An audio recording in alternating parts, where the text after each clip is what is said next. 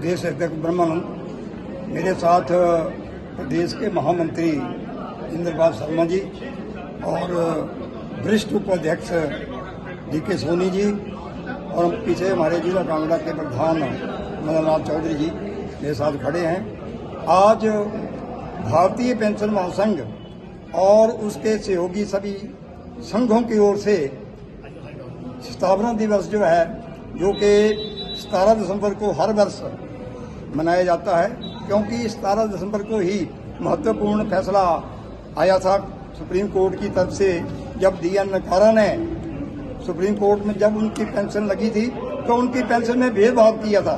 वो एक chief adviser से डिफेंस के पेंशन उनकी ज़्यादा बनती थी तो सरकार ने उसकी पेंशन को काटा, तो वो सुप्रीम कोर्ट में गए। 1972 में रिटायर हुए थे और 10 साल में मुकदमा चला और 1982 17 दिसंबर को ये फैसला आया था, महत्वपूर्ण फैसला। और तब जाकर के सुप्रीम कोर्ट ने ये कहा था कि पेंशन कोई गिफ्ट नहीं है, कोई रिवॉर्ड नहीं है, लेकिन ये कर्मचारियों का एक अधिकार है, राइट है, और ये जो बनता है वो देना पड़ेगा। तो तब से सन 1983 से लेकर 17 दिसंबर को हम हर वर्ष ये स्थापना दिवस मनाते हैं। आज हमारे बीच में हमारे जो मुख्य अतिथि थे घनश्याम शर्मा जी, जो पूर्व में कल्याण बोर्ड के चेयरमैन भी रहे हैं 2 बार, जिन्होंने ही हिमाचल प्रदेश के कर्मचारियों को 5, 10, 15 का लाभ दिया। अभी रिवाइज्ड पेंशन जो हुई स्केल में वो भी घनश्याम शर्मा जी ने दी। आज उन्होंने आना था, लेकिन उनको एक महत्वपूर्ण ड्यूटी जो उनकी भरमौर में लगी, उनको कल रात को ही बाहर निकलना पड़ा, तो आज वो इस भरमौर में है। अब थोड़ी देर के बाद वो अपने उनका बात करेंगे मोबाइल के थ्रू, तो हम नीचे बात करेंगे। तो हम उनके भी आभारी हैं। हिमाचल प्रदेश का समस्त कर्मचारी जो है घनश्याम जी का धन्यवाद करता है। यहाँ से हम स्वागत करते हैं उनका यहीं से कि उन्होंने कर्मचारियों के लिए जो बात रखी। देखो 5, 10, 15 हमें मिल रहा है, 75 साल वालों को आज 15% मिल चुका है, मैं भी 75 साल का हो चुका हूँ। तो घनश्याम जी की उम्र अभी 56 साल वर्ष हुई है, लेकिन अभी उनको कोई लाभ नहीं मिला, लेकिन कर्मचारियों के लिए लड़ाई लड़ी है। लेकिन ये सरकार, आज अफसोस की बात है कि सरकार का क्या कर रही है, कर्मचारियों के साथ क्यों धोखा हुआ, क्योंकि जब इन्होंने OPS की बात की थी तो हमारे कर्मचारी जो हैं वो ठगे गए। उन्होंने सोचा कि ये सरकार जो है ऐसी है और हमारे ये काम करेगी, लेकिन जैसे ही सरकार आई, ये 2 वर्ष हो गए हैं, तो हमारे साथ अभी DA का जो 11% DA पड़ा है, DA का एरियर पड़ा है, और तो और जो 16 से लेकर और 22 तक जो कर्मचारी हमारे रिटायर हुए हैं, उनका 10 लाख से लेकर 20 लाख तक एरियर पड़ा हुआ। जब लोग रिटायर होते हैं तो आदमी सोचते हैं कि हमने मकान डालना है, शादी करनी है, कुछ और काम करने हैं, लेकिन बड़े अफसोस की बात है कि सारा पैसा जो है सरकार ने रखा हुआ। आज तक कभी सरकार कहती है कि अगले बजट में डालेंगे, अभी जो है DA हमारा जो बात कह रहे हैं DA एरियर की, अब कहते हैं नए बजट में डालेंगे।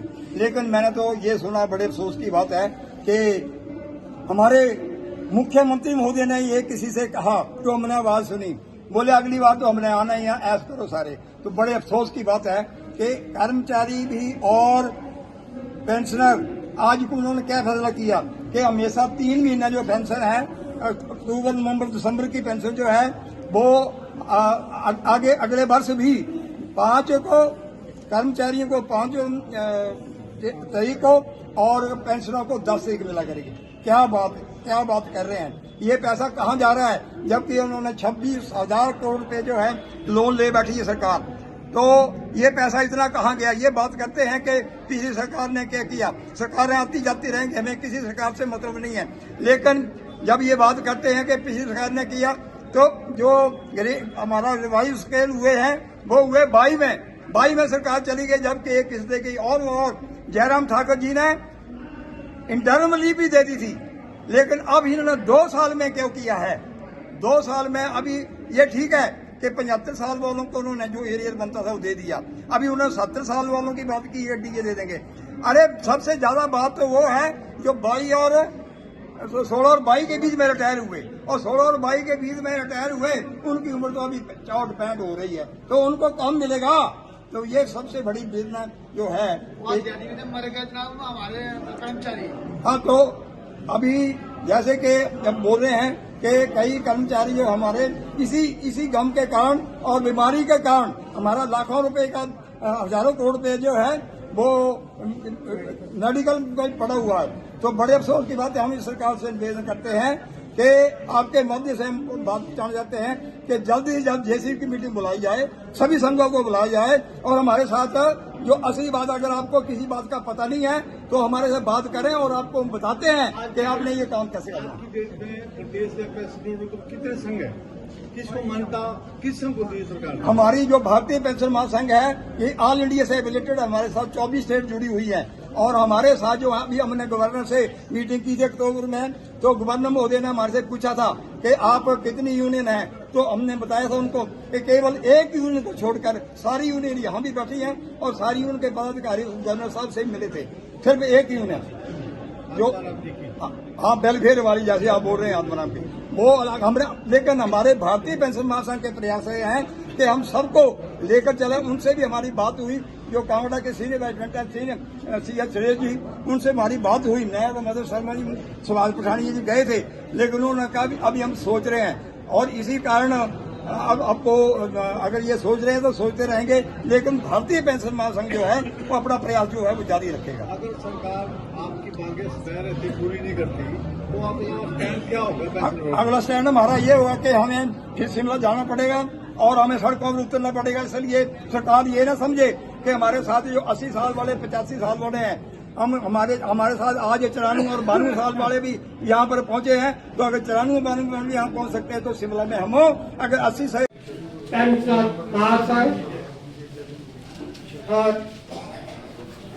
श्री ओपी भारद्वाज के समाज, श्री देवराज जी अध्यक्ष बीजे बोर्ड तथा मंच पर बैठे बुजुर्ग पेंशन साथियों तथा अन्य पदाधिकारी, गर्व का दिन है। ये हमारे पेंशन मिला है, वो उस स्मृति में हम खुशी से इस दिन को मनाएं और क्या करना है और उसके लिए हमें संघर्ष की। भाइयों, मैं आपको स्पष्ट कर दूं कि ये हमारा अधिकार है, इसके लिए हम बिल्कुल करेंगे। और जो पेंशन शर्त सुधार गए हैं, नंबर से आज दिन तक जो हमारे बीच में पेंशन नहीं रहे हैं, उनकी आत्मा की शांति